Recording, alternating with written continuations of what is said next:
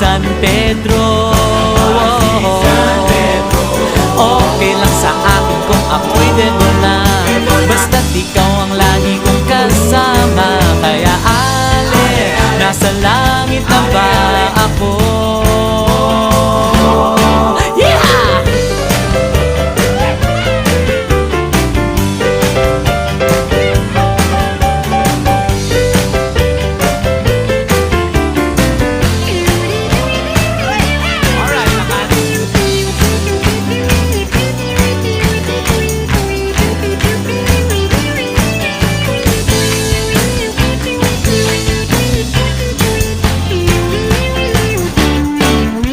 Paglabas ko, niyaya ko na siyang pakasal.